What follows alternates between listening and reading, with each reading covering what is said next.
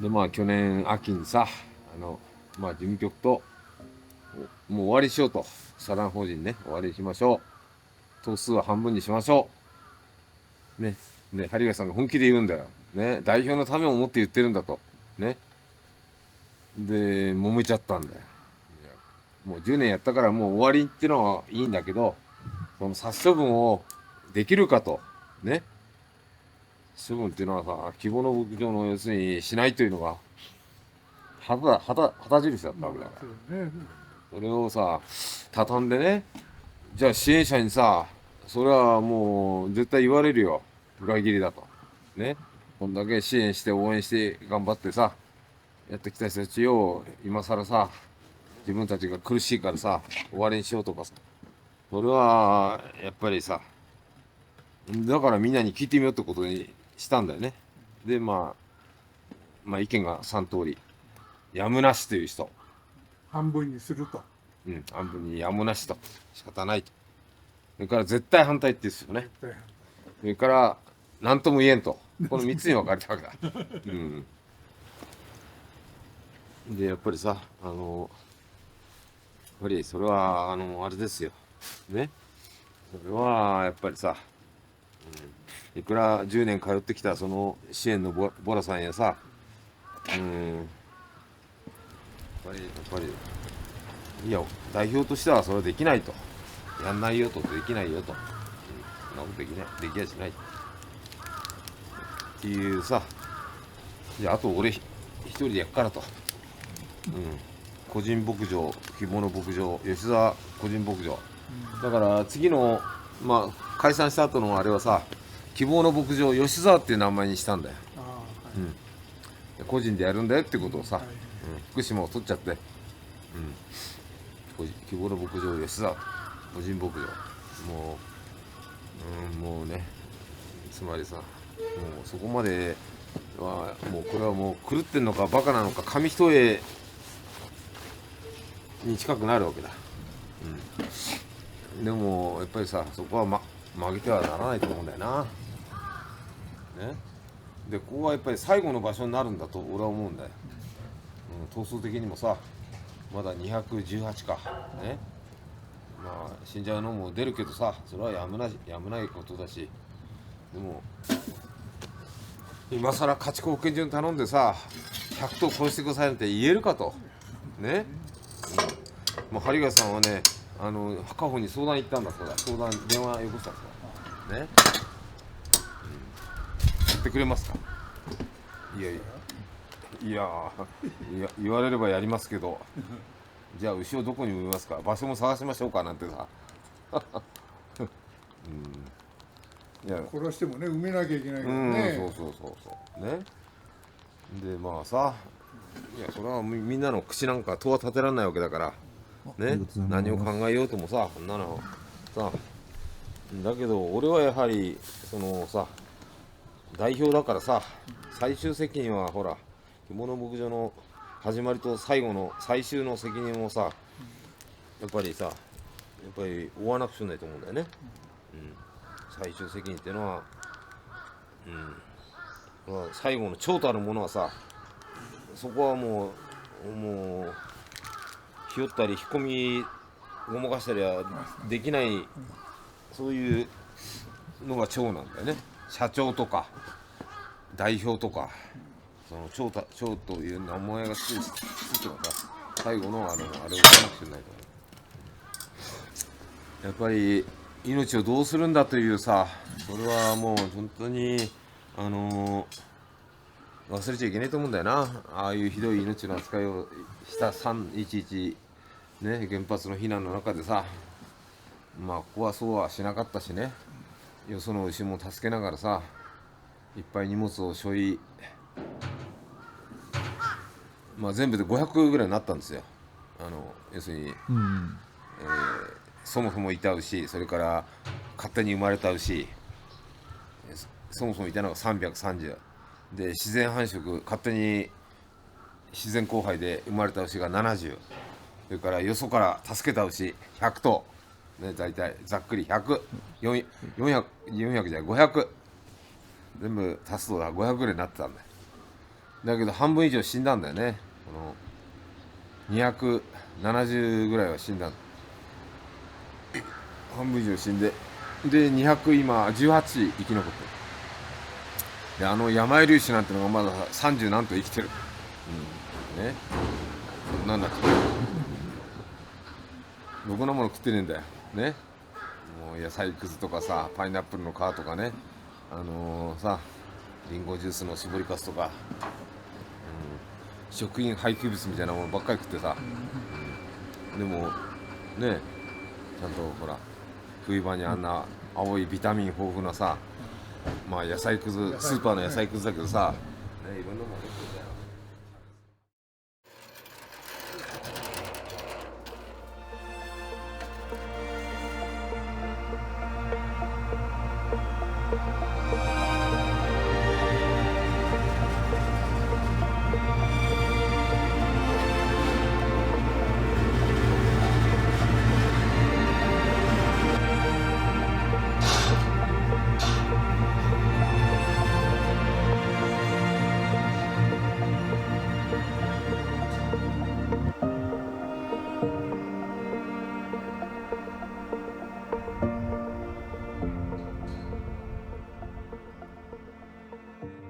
なんていうかメモリアルというか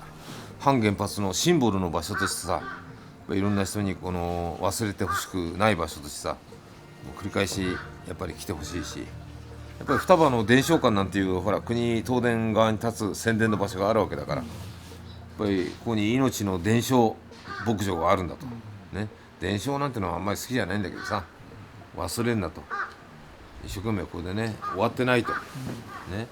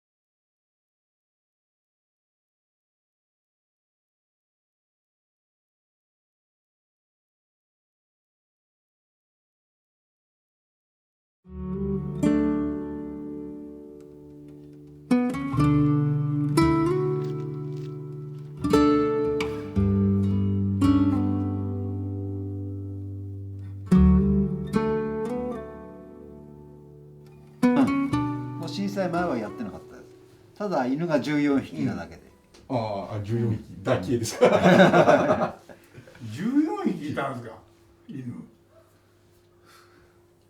それはね、飼いたくて帰ってた。いえいえ、ほら子供たちがはい。小学校の時、はい。小学校にやっぱり捨てていく人が結構いるんですよ。ほんでもう学校の先生が赤間さんのところに引き取ってもらわないと保健所にやるようですなんていう感じで、そうすると娘が連れてきちゃうから、はいはいはいうん、それでだんだん増えてった。それは保護活動と言うんじゃないですか。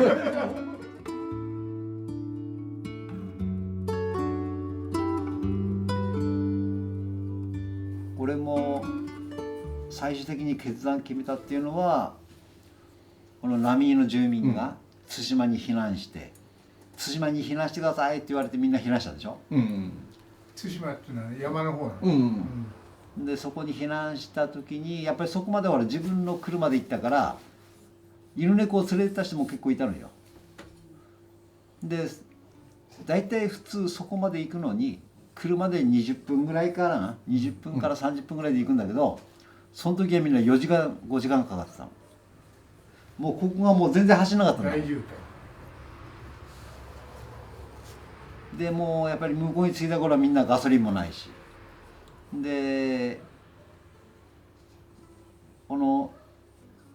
1号機が爆発した時に、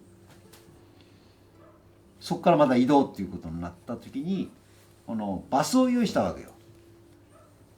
住民が避難するそのバスを用意していざ乗る時にペットはダメですよって言われて、ほんでペットはもうそこで離すしかないし、だからその時の状況っていうのは本当ペット連れてった人たちはもう自分の車でまあガソリンもほとんど少なかったんだけど車でとりあえず行けるとこまで行くっていうことで自分のペットを連れてった人もいるし、もうそこで話したい人もいるし、でもほとんどそこで話されたね、山の中で。だからその話された犬がその大型犬から本当にチワワまでこの道路を目いっぱいになって自分の町の方に下ってくる光景を見たのよ。これはもう保護するしかないということになって、それまではやっぱり餌だけ撒いてたの。でも本当小型犬なんかはね、本当にカラスとかあれの餌になっちゃうからね、黙っておくと、ここで小型犬散歩しててもカラス落ちてくるから、だからやっぱりね命だしね、ほんで原発のせいでこういうペットたちが今まで普通に暮らしたのが全然暮らせなくなって餓死するペットも出てきたし、だからその原発の事故がなかったらばね普通に暮らせたし、だからやっぱり私もずっと原発で仕事をしてたもんですから、やっぱりちょっと責任を感じてそういうのもあったし、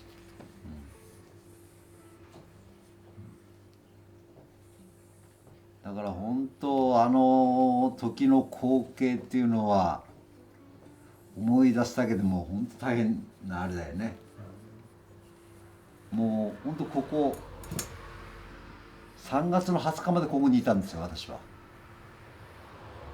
でもう電気も何にもないし寒いしほんで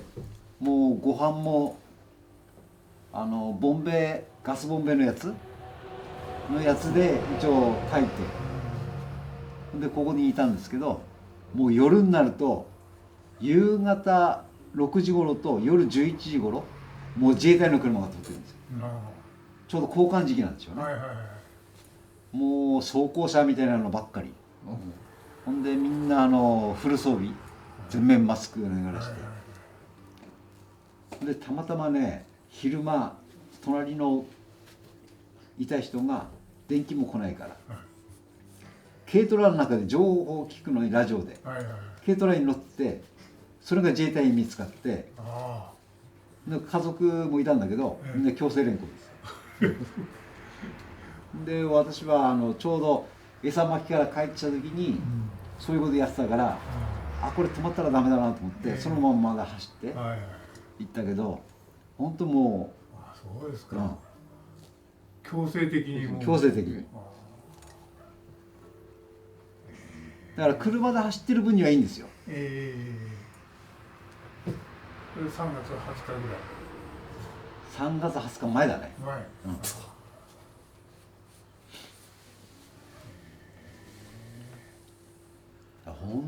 当あの時はもう下手するとこう戦争かなんか始まるのかなみたいな感じの本当に自衛隊の車がすごかった。装甲車がね、うん走ってましたね。ですね。だからもう二度とああいうこと起きないようにね、本当にしてもらいたいし、もうあの時はもう電力の本社がもう悪かったな、対応が。現場の人間は一生懸命やってるのに本社は何にも言わないし。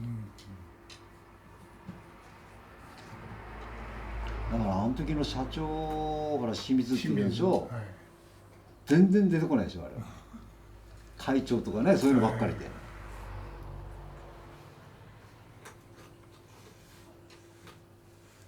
ああそうね。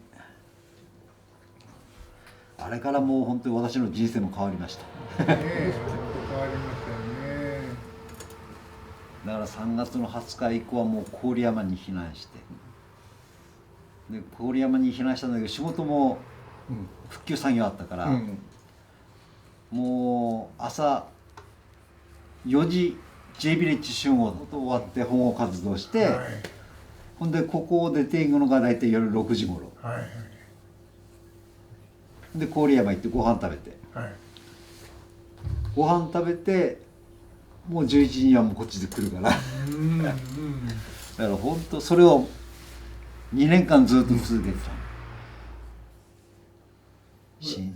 震災当時の本当に悲惨な光景を見てないと分かんないです本当に。私も太田さんと会ったのが2日目ですけどね。そうですね。震災の2日目であって、こっち猫やってる時に後ろで犬をやってる。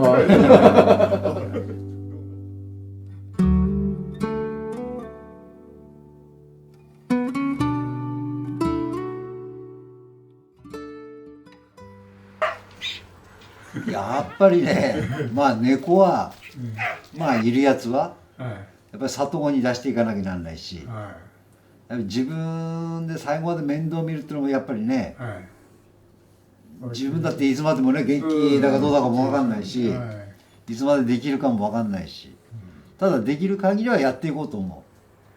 でも外にはまだいっぱい猫がいるわけじゃないですか。それやっぱり保護活動はするしかう。ない。やっぱり保護活動はやっぱりしていくしかないし、でもやっぱりね増やすわけにもいかないし、だからやっぱり手術してやっぱり話すしかないかなっていうのもある、最終的には。結局そうなりますよね。だから話すにしてもちゃんと餌場を作ってやらないとなんだし、ただ話すだけじゃいかんね。だからやっぱりねうちも本当これ以上は増やしてもね本当にキリがないんで、だから少しでもやっぱり多く里子に出して、まだどんどん出ていけばね、まだ入れることもちょっとはできるけど、出ていかないともう入れることもできないし、本当キリがないですこの活動は。本当にそうですよね。猫に手出したのが失敗です。やっぱりまあ里親になってくれるのが一番いいんですけど、やっぱり今ねこういう猫ブームで皆さんも猫も飼ってるし、まあそれ以上も増やせないしね、だからやっぱり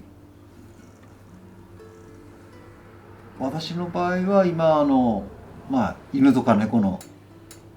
食べ物ですね、餌とか、まあそういうのを送ってもらえれば本当に一番助かりますね。今でもやっぱり毎月やっぱり餌代だけでもすごい金額になるんで、20万ぐらいかな今。その他もろもろで餌から砂からないろいろ買って。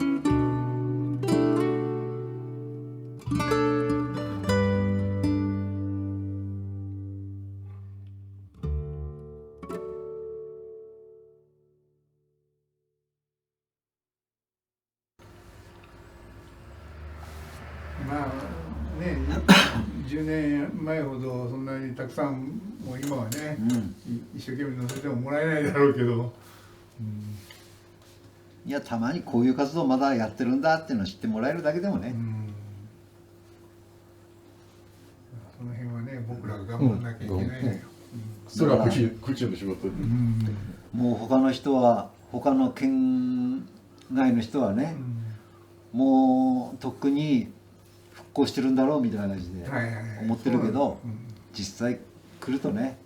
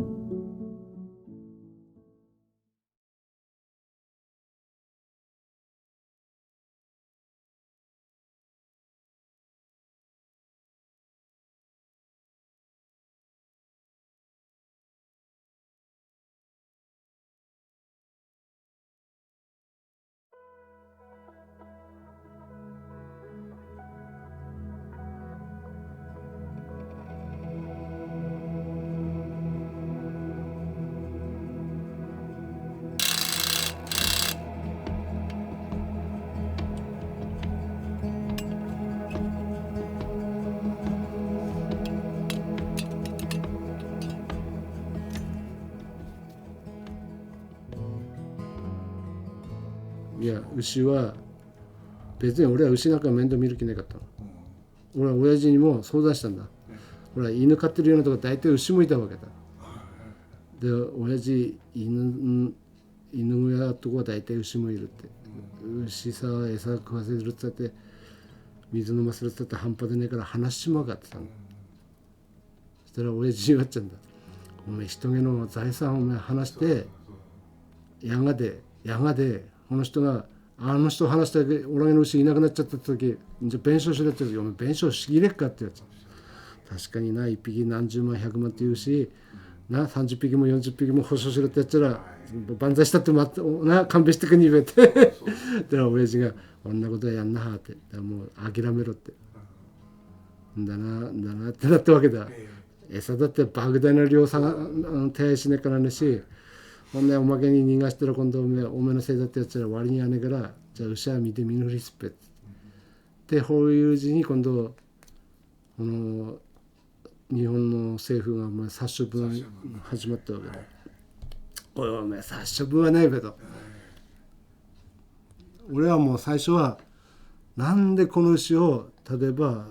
人間の代わりに被爆したらどうなるかっていうまあもう検体でのモルモットにしてだっていつが我々返されんだべってな避難したやつが例えば何年後かに戻ってくんだべってほん時にこの牛生かしてでずーっと被爆させておけばダメだったらもう人間だって帰らにはずだったもん。健康だったらみんな安心して帰られるってもう牛あれだけ被爆しても問題ねえってなんで殺しても証拠隠滅があったんだ。俺だったら例えば300頭とか500頭繁殖しながらざーっとな20年ぐらいは経過観察してもしこのぐらいの間に今度世の中が変えられるようになったら我々が何にもいなかったら一番先のモルモットになるのかおめえっつうんだ人間がこれはちょっとおかしくねえかってでこの間やんだらやってみろっておめらにもやってくれってやつらも禁止管剤お盆にてんこ盛りあったからなんだあれとかいや禁止管剤ですおめらにぶってくれからこの野郎それいや持って逃げちゃったやつら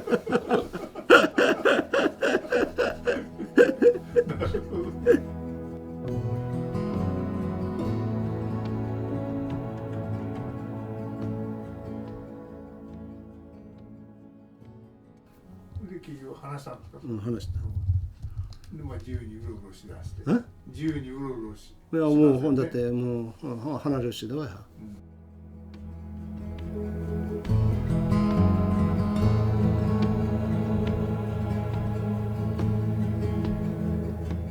餌とこに集まってくそうそういうことですね。だってもうこれ餌をもう集めきんにから数増えてくっとだかはいらもう俺にはそもそもなんちゅうか酪農とかなんかの友達も何にもいないわけだからは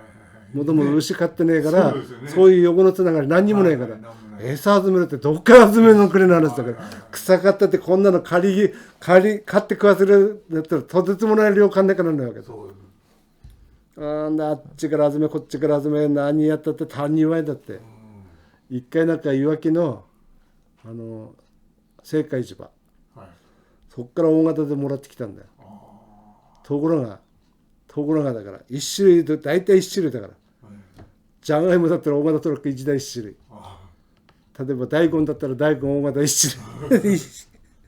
俺パレットで積んで最初牛小屋さトラックごと一致俺上からバンバンバン投げてこれ大根なんか食わせるわけだ最初はみんな競争して食う